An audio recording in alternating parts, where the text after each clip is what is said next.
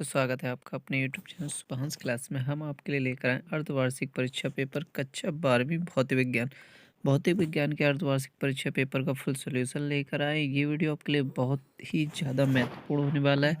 पूरे वीडियो का full solution लेकर आए हैं। वीडियो को लास्ट तक जरूर देखिएगा। यदि पसंद आए तो चैनल को सब्सक्राइब कर लीजिएगा, बेल आइकन को ऑन कर लीजिएगा। पहला क्वेश्चन देख लीजिए, विद्युत क्षेत्र का मात्रक है। विद्युत क्षेत्र का मात्रक क्या है? न्यूटन प्रति मीटर। दूसरा ऑप्शन दिया गया है कूलाम प्रति न्यूटन। तीसरा ऑप्शन दिया गया है न्यूटन प्रति कूलाम और चौथा दिया गया जूल प्रति न्यूटन। तो राइट आंसर क्या हो जाएगा? ऑप्शन नंबर सी सा, न्यूटन प्रति कूलाम। इसके बाद दूसरा क्वेश्चन देख लीजिए, 5 सेंटीमीटर त्रिज्या वाले धातु के एक खोखले गोले के पृष्ठ पर विद्युत विभव 50 वोल्ट है, तो गोले के केंद्र पर विभव क्या होगा? ऑप्शन दिया गया 10 वोल्ट, 50 वोल्ट, 250 वोल्ट, 0। तो राइट आंसर क्या हो जाएगा? Option B 50 volt. इसके बाद नेक्स्ट क्वेश्चन है, किसी वैद्युत रोधी माध्यम का परावैद्युतांक के हो सकता है, कितना हो सकता है? 0.7। ऑप्शन दिया गया -3 और लास्ट दिया गया 6। तो राइट आंसर क्या हो जाएगा? 6। इसके बाद नेक्स्ट क्वेश्चन है, जब एक वर्णी प्रकाश निर्वात से किसी पारदर्शी माध्यम में प्रवेश करता है तो प्रकाश का कौन सा अभिलक्षण अपरिवर्तित रहता है? तीव्रता, चाल, आवृत्ति, तरंगदैर्घ्य। तो क्या परिवर्तित रहता है? आवृत्ति। तो राइट आंसर क्या हो जाएगा? सा नंबर। इसके बाद नेक्स्ट क्वेश्चन है, संपर्क में रखे उत्तल एवं अवतल लेंस की फोकस दूरियां 12 सेंटीमीटर तथा 18 सेंटीमीटर संयुक्त लेंस की फोकस दूरी होगी 50, 45, 36, 18। राइट आंसर क्या हो जाएगा? 36 सेंटीमीटर। इसके बाद नेक्स्ट क्वेश्चन है, प्रिज्म से गुजरने पर निम्नलिखित में से कौन से रंग का विचलन सर्वाधिक होता है? रेड, बैंगनी, नीला, हरा। तो आप एक बात याद रख लीजिए, यदि आपको ये क्वेश्चन पूछा जाए तो एक चीज़ याद रखिएगा, विबग्योर तो सबसे ज़्यादा वायलेट यानी बैंगनी रंग का सबसे ज़्यादा विचलन होता है, सबसे कम किसका होता है? लाल रंग का। विबग्योर से आप याद कर सकते हैं। इसके बाद देख लीजिए, खंड बा है, 2-2 नंबर के प्रश्न, 1-1 नंबर के प्रश्न है। मानव नेत्र की समंजन क्षमता क्या होती है? तो पहले एक प्रश्न देख लेते हैं, फिर सारे प्रश्नों के आंसर बताते हैं। पहले प्रश्न देख, मानव नेत्र की समंजन क्षमता क्या होती है? हाइगेंस के तरंग संबंधी सिद्धांत की व्याख्या कीजिए। क्रांतिक कोण की परिभाषा दीजिए। किसी सेल के आंतरिक प्रतिरोध से आप क्या समझते हैं? विशिष्ट चालकता के लिए सूत्र या मात्रक। धारिता के परावैद्युत पदार्थ के उपयोग से धारिता क्यों बढ़ती है? तो क्वेश्चन देख लिए, अब सारे क्वेश्चनों के एक साथ आंसर देख लीजिए। तो यदि आपने पहले क्वेश्चनों के आंसर नोट ना किए हो तो नोट कर लीजिए। पहले का 7 था न्यूटन प्रति कूलम, दूसरे का 50 था, तीसरे का 6 था, चौथे का आवृत्ति थी। इसके बाद नेक्स्ट देख लीजिए, पांचवें का 36 था और छठवें का बैगनी। इसके बाद दूसरे का नंबर था, दूसरे का नंबर का आंसर देख लीजिए। दूसरे का नंबर का आंसर, दूर स्थित वस्तु एवं निकट स्थित वस्तु सभी का प्रतिबिंब रेटिना पर बनाने के लिए नेत्र लेंस की फोकस दूरी में होने वाले अधिकतम परिवर्तन करने की क्षमता नेत्र की समंजन क्षमता कहलाती है। तो का नंबर ऑप्शन क्या था? समंजन क्षमता क्या होती है? तो दूर स्थित वस्तु एवं निकट स्थित वस्तु सभी का प्रतिबिंब रेटिना पर बनाने के लिए नेत्र लेंस की फोकस दूरी में होने वाले अधिकतम परिवर्तन करने की क्षमता नेत्र की समंजन क्षमता कहलाती है। इसके बाद नेक्स्ट है घ नंबर। जो घ नंबर का क्वेश्चन था, आंतरिक प्रतिरोध क्या होता है? तो घ नंबर क्वेश्चन का आंसर देख लीजिए, आंतरिक प्रतिरोध क्या होता है? धारा प्रवाह में सेल के घोल या विद्युत अपघट्ट द्वारा उत्पन्न अवरोध को सेल का आंतरिक प्रतिरोध कहते हैं। तो सेल का आंतरिक प्रतिरोध किसे कहते हैं? धारा प्रवाह में सेल के घोल, जो अंदर घोल भरा होता है, या उसे विद्युत अपघट्ट कहते हैं, द्वारा उत्पन्न अवरोध को सेल का आंतरिक प्रतिरोध कहते हैं। इसे स्मॉल और से प्रदर्शित करते हैं। इसके बाद नेक्स्ट देख लीजिए, अंगा नंबर का जो क्वेश्चन था, विशिष्ट चालकता उसका मात्रक। विशिष्ट चालकता को सिग्मा से डिनोट करते हैं। सिग्मा बराबर होता है 1/, रो। क्या होता है 1/रो, इसका मात्रक क्या होता है ओम इनवर्स मीटर इनवर्स। क्या होता है ओम इनवर्स मीटर इनवर्स। इसके बाद नेक्स्ट क्वेश्चन देख लीजिए, क्वेश्चन नंबर 11, क्रांतिक कोण क्या होता है। क्रांतिक कोण देख लीजिए, जब विरल माध्यम में बने अपवर्तन कोण का मान 90 अंश होता है तब संगन माध्यम में बने आपतन कोण को क्रांतिक कोण कहते हैं। क्रांतिक कोण कब कहते हैं, जब विरल माध्यम में बने अपवर्तन कोण का मान 90 होता है तब संगन माध्यम में बने आपतन कोण को क्रांतिक कोण कहते हैं। इसके बाद नेक्स्ट क्वेश्चन देख लीजिए, 4 नंबर है,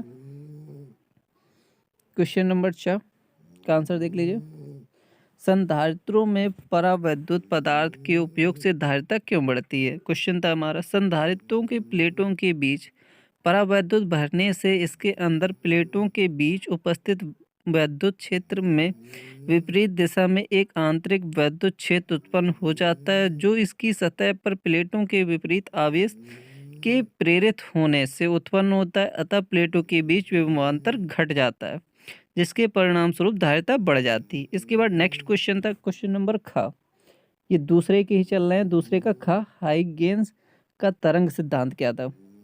हाइगेंस का तरंग सिद्धांत क्या था, इस सिद्धांत के अनुसार प्रकाश तरंगों के रूप में गमन करता है।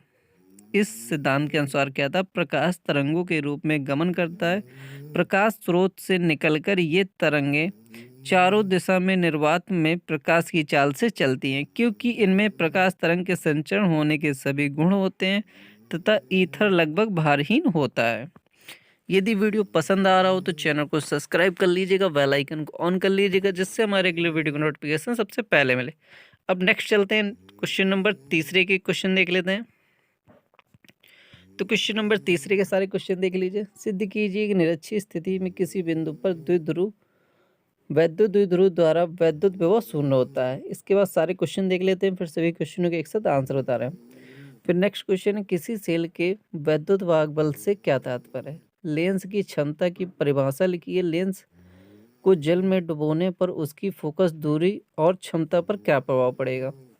नेक्स्ट क्वेश्चन है, किसी प्रिज्म के लिए आपतन कोण विचलन कोण के बीच ग्राफ खींचिए तथा विचलन कोण को कब न्यूनतम होगा। इसके बाद नेक्स्ट क्वेश्चन है, परस्पर संपर्क में रखे दो पतले लेंसों के संयोजन की फोकस दूरी के लिए सूत्र की स्थापना कीजिए। प्रकाश के अपवर्तन से आप क्या समझते हैं, इसके नियम लिखिए। इसके बाद नेक्स्ट क्वेश्चन है, वैद्युत परिपथ संबंधी किरचॉफ के दोनों नियम लिखिए और व्हीटस्टोन सेतु का सिद्धांत समझाइए। एम्पियर के परपथी नियम की सहायता से धारावाही परिनालिका के अंदर उसकी अक्ष पर चुंबकीय क्षेत्र के लिए सूत्र स्थापित कीजिए। नेक्स्ट क्वेश्चन है क्वेश्चन नंबर 5वां, एक लंबे सीधे तार में 20 एम्पियर की विद्युत धारा उत्तर से दक्षिण दिशा में बह रही है। एक इलेक्ट्रॉन दक्षिण से उत्तर दिशा में 2 मीटर प्रति सेकंड के वेग से तार में 10 सेंटीमीटर दूरी पर प्रक्षेपित किया जाता है। इलेक्ट्रॉन पर कार्यरत चुंबकीय बल का परिमाण दिशा ज्ञात कीजिए। लेंस के लिए सूत्र व्युत्पन्न कीजिए। चुंबकीय आघूर्ण क्या है, इसका सूत्र बताइए। स्वप्रेरक गुणांक को परिभाषित कीजिए। धारावाही लंबी परिनालिका के लिए स्वप्रेरकत्व का सूत्र व्युत्पन्न कीजिए। इसके बाद नेक्स्ट, तांबे के तार की लंबाई 10 सेंटीमीटर, अनुप्रस्थ काट का क्षेत्रफल 1 वर्ग सेंटीमीटर, इनमें एम्पियर की धारा प्रवाहित हो रही है। तांबे का विशिष्ट प्रतिरोध इतना है। तार का प्रतिरोध और तार के सिरों के बीच विभवांतर बताइए। और नेक्स्ट क्वेश्चन और देख लीजिए। अब सारे क्वेश्चनों के हम एक साथ आंसर बताते हैं। तो आंसर देख लीजिए, व्हीटस्टोन सेतु। व्हीटस्टोन सेतु क्या होता है, इसका फिगर देख लीजिए।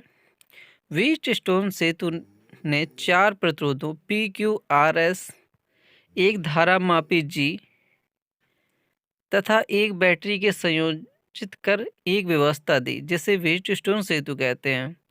ये व्हीटस्टोन सेतु का फिगर देख लीजिए। व्हीटस्टोन सेतु ने 4 प्रतिरोध PQRS, एक धारा मापी G, एक बैटरी को संयोजित कर एक व्यवस्था दी जिसे व्हीटस्टोन सेतु कहते हैं। यदि सेल द्वारा परिपथ में धारा भेजने पर सेतु में लगे धारा मापी पे कोई विक्षेप उत्पन्न नहीं होता है तो सेतु संतुलित कहलाता है। संतुलित होने की दशाएं देख लीजिए। I1P माइनस I2R बराबर 0, I1Q माइनस I2S बराबर 0। तो समीकरण 1 और 2 से P/Q बराबर और अपॉन एस, ये क्या है, संतुलन की स्थिति में है।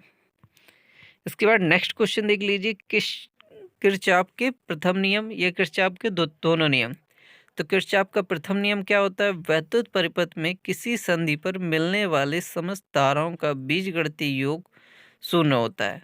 तो किरचॉफ का प्रथम नियम क्या था, वैद्युत परिपथ में किसी संधि पर मिलने वाली समस्त धाराओं का बीजगणितीय योग शून्य होता है, इसे ही संधि का नियम कहते हैं।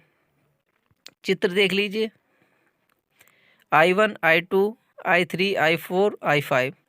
I1, I3 और I5 ये अंदर की ओर जाने वाली हैं, I4 और I2 बाहर की ओर जाने वाली। तो बाहर की ओर जाने वाली को माइनस करेंगे, अंदर की ओर जाने वाली को प्लस करेंगे, तो क्या हो जाएगा, I1 minus I2 plus I3 minus I4 plus I5 बराबर 0। तो क्या हो जाएगा, I1 plus I3 plus I4 बराबर I5 बराबर I2 प्लस I5। अतः संधि की ओर आने वाली सभी धाराओं का संधि की से दूर जाने वाली धाराओं का योग बराबर होता है। इसके बाद दूसरा नियम देख लीजिए क्या था, वैद्युत परिपथ में किसी लूप या बंद पथ की अनुदिश विभिन्न अवयवों के सिरों के विभवांतरों का बीजगणितीय योग सदैव शून्य होता है, सिग्मा V बराबर 0। यह ऊर्जा संरक्षण के सिद्धांत पर आधारित है। यदि वीडियो पसंद आ रहा हो तो चैनल को सब्सक्राइब कर लीजिएगा, बेल आइकन को ऑन कर लीजिएगा, जिससे हमारे अगले वीडियो की नोटिफिकेशन आपको सबसे पहले मिले। इसके बाद नेक्स्ट क्वेश्चन देखते हैं, सेल का विद्युत वाहक बल क्या होता है। सेल का विद्युत वाहक बल एकांक आवेश को सेल सहित पूर्ण परिपथ में एक बार प्रवाहित करने में सेल द्वारा दी गई ऊर्जा को सेल का विद्युत वाहक बल कहते हैं। सेल का विद्युत वाहक बल किसे कहते हैं, एकांक आवेश को सेल सहित पूर्ण परिपथ में एक बार प्रवाहित करने में सेल द्वारा दी गई ऊर्जा को सेल का विद्युत वाहक बल कहते हैं। इसे ई से दर्शाते हैं। ई बराबर क्या होता है, W/Q। मात्रक क्या होता है इसका, जूल प्रति कूलम या वोल्ट। यह एक अदिश राशि है। यह प्लेटों के आकार, आकृति, उनके बीच की दूरी तथा वैद्युत अपघट्ट की मात्रा पर निर्भर नहीं करता है। इसके बाद नेक्स्ट क्वेश्चन देख लीजिए, एम्पियर के परिपथी नियम का उल्लेख कीजिए। इसकी सहायता से लंबी धारा परिनालिका के भीतर अक्ष पर चुंबकीय क्षेत्र के व्यंजक उत्पन्न कीजिए। तो हमारा क्वेश्चन क्या था, एम्पियर के परिपथी नियम का उल्लेख कीजिए। इसकी सहायता से लंबी धारा वाही परिनालिका के भीतर अक्ष पर चुंबकीय क्षेत्र का व्यंजक उत्पन्न कीजिए। तो क्वेश्चन हमारा यहाँ तक था, तो इसका उत्तर भी यहाँ तक देखते हैं। एम्पियर का परिपथी नियम क्या होता है। इसके बाद धारावाही परिनालिका के भीतर अक्ष पर चुंबकीय क्षेत्र माना एक अनंत लंबाई की एक परिनालिका है जिसके फेरे स्पष्ट सटे हैं। अब परिनालिका में धारा प्रवाहित की जाती तो अक्ष पर समांतर व समदूरस्थ क्षेत्र रेखाएं प्राप्त होती, जैसे कि चित्र में दर्शाया गया है। परिनालिका के बाहर चुंबकीय क्षेत्र शून्य किंतु भीतर अक्ष पर एक समान चुंबकीय क्षेत्र उत्पन्न होगा। अक्ष पर चुंबकीय क्षेत्र ज्ञात करने के लिए हम एम्पियर का परिपथी नियम का प्रयोग करेंगे। तो देख लीजिए, और ये आपके पेपर में आया हुआ क्वेश्चन है, तो इसको अच्छे से नोट कर लीजिए। और यदि आपको वीडियो पसंद आ रहा हो तो चैनल को सब्सक्राइब करना बिल्कुल भी मत भूलिएगा। तो ये आपके क्वेश्चन का पूरा फुल सॉल्यूशन है, तो आप इसे लास्ट तक देख लीजिए।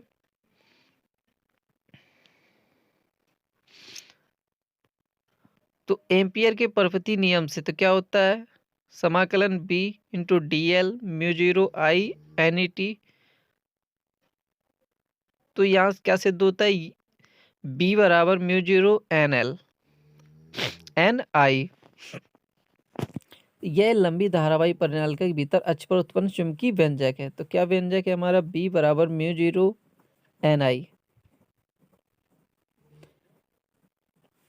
अब विशेष क्या है इसके लिए, ये भी देख लीजिए, और इसकी स्थितियां देख लीजिए, स्थिति A और स्थिति 2। इसके बाद नेक्स्ट देख लीजिए, नेक्स्ट क्वेश्चन था हमारा, चुंबकीय द्विध्रुव आघूर्ण से क्या समझते हैं। मात्रक तथा विमायन सूत्र लिखिए।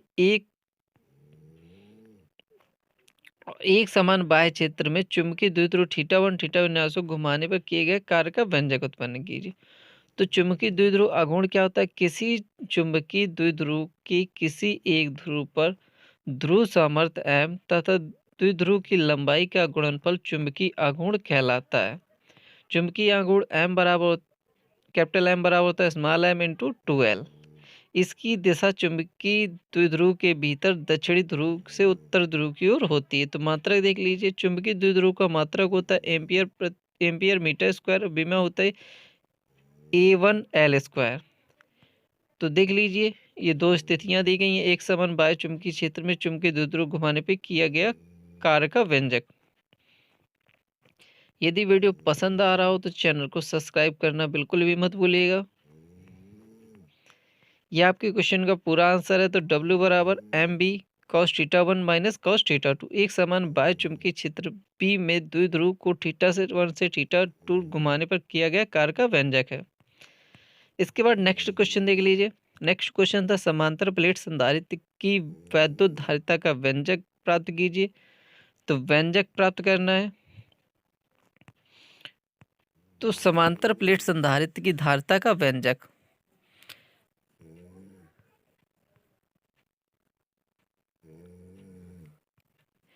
इस प्रश्न में दो संधारित्र C1 व C2 हैं जो क्रमशः प्लेट A1, A2 और 3, 4 से निर्गत हैं। ये दोनों संधारित्र परस्पर समांतर क्रम में संयोजित हैं, तब इस संयोजन से तुल्य धारिता। तो CAB बराबर देख लीजिए,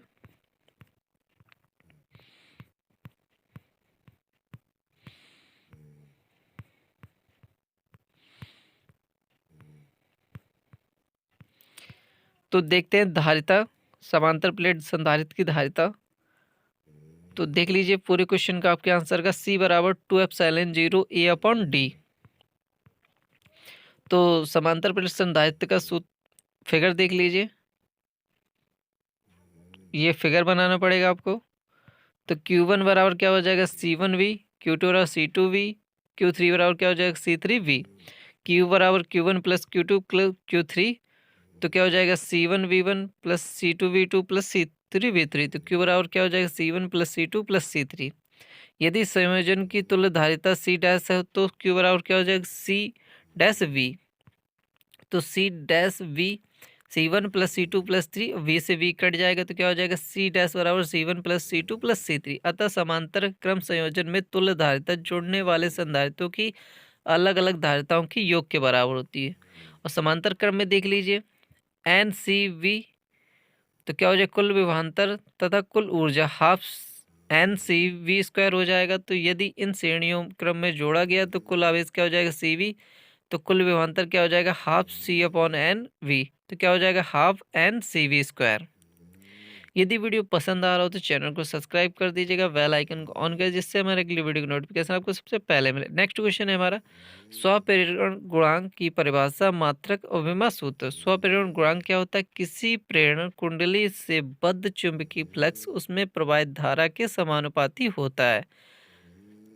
स्वप्रेरण गुणांक क्या होता है? किसी प्रेरण कुंडली से बद्ध चुंबकीय फ्लक्स उसमें प्रवाहित धारा के समानुपाती होता है, अर्थात N फाई प्रोपोर्शनल I। तो N फाई बराबर क्या हो जाएगा Li, L बराबर क्या हो जाएगा N फाई अपॉन I। अतः किसी कुंडली का स्वप्रेरण गुणांक अंकिक रूप से कुंडली से बद्ध संपूर्ण फ्लक्स के बराबर होता है, जबकि कुंडली में प्रवाहित धारा एकांक है। संख्यात्मक रूप से कुंडली में प्रेरित विद्युत वाहक बल का परिणाम E बराबर L delta I upon delta T, L बराबर E upon delta I upon delta T.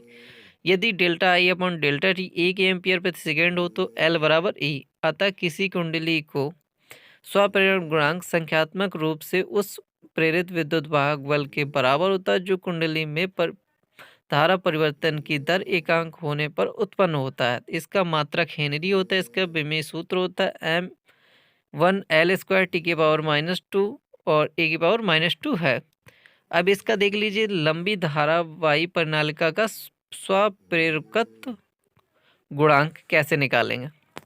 तो माना एक लंबी वायु क्रोड प्रणालिका की लंबाई L तथा अनुप्रस्थ काट का क्षेत्रफल A, प्रणालिका के फेरों की संख्या N, उसमें प्रेरित धारा I है, तब प्रणालिका के भीतर चुंबकीय क्षेत्र बी म्यू जीरो एन आई अपॉन एल है, तब परिनालिका के प्रत्येक फेरे में बद्ध कुल चुंबकीय flux 5 BA mu zero N I A upon L, तब परिनालिका के सभी फेरों में बद्ध चुंबकीय फ्लक्स N5 बराबर mu zero N square I A upon L, तब धारावाही लंबी परिनालिका का स्वापेरुत्कृत L बराबर N5 अपॉन आई, तो L बराबर क्या हो जाएगा म्यू जीरो एन स्क्वायर ए अपॉन एल। यदि परिनालिका की क्रोड के भीतर लौह चुंबकीय पदार्थ रख दे तो स्वापेरुत्कृत बढ़ जाएगा। L बराबर म्यू एन स्क्वायर ए अपॉन एल हेनरी। अंकित मान कुंडली के प्रेरित विद्युत भाग बल E L D I upon D T, तो डी और डी टी समान होंगे तो E1 upon E2 L1 upon L2, तो 8/2 तो 4:2, तो ये देख लीजिए, तो U1 अपॉन U2 बराबर क्या आ जाएगा 1:4।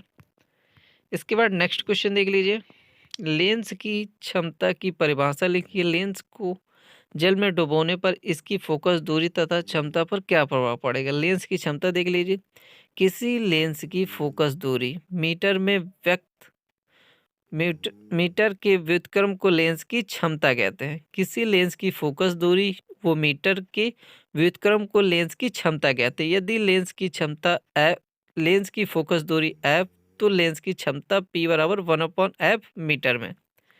किसी लेंस की फोकस दूरी के व्युत्क्रम को लेंस की क्षमता कहते हैं। यदि लेंस की फोकस दूरी f है तो लेंस की क्षमता p बराबर 1/f, जबकि f क्या होना चाहिए मीटर में। इसका मात्रक डायोप्टर होता है। जब लेंस को जल में डुबोया जाता है तो जल के अपवर्तनांक का मान लेंस के अपवर्तनांक के मान से कम होता है।